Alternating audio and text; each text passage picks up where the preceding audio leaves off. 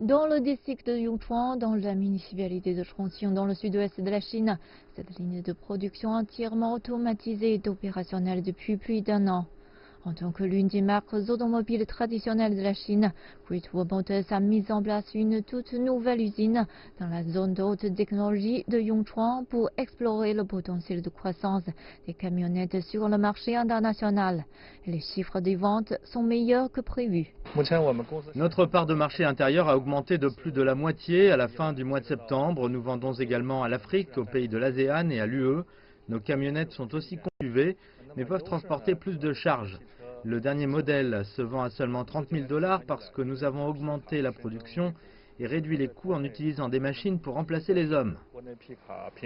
La société est basée dans la province du Hebei, dans le nord-est de la Chine. Elle avait plusieurs choix possibles quand elle a pris la décision d'installer une nouvelle usine.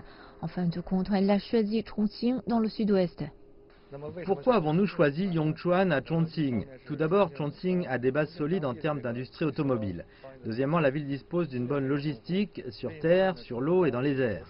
Troisièmement, il y a beaucoup d'universités ici avec des majors d'ingénierie qui peuvent répondre à nos exigences en matière de talent.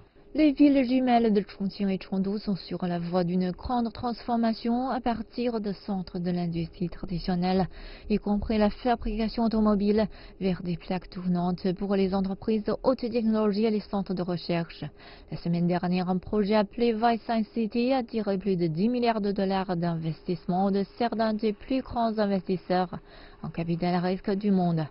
Nous continuons de voir d'énormes opportunités dans des domaines tels que la fabrication de pointe, l'intelligence artificielle, la 5G et les applications intégrées et autour de la 5G.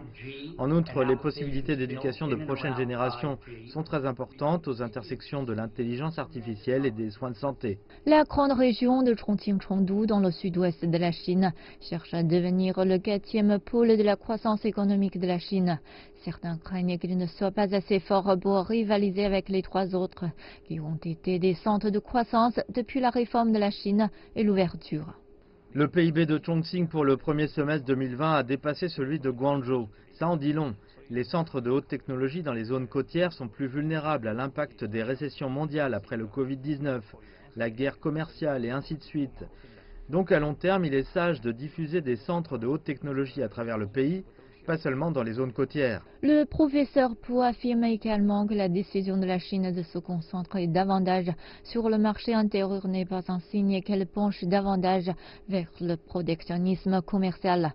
Plus de détails sur la stratégie de la Chine, sur la dynamique de double développement de la Chine sont attendus dès que les décideurs politiques chinois publieront l'essentiel du 14e plan quinquennal.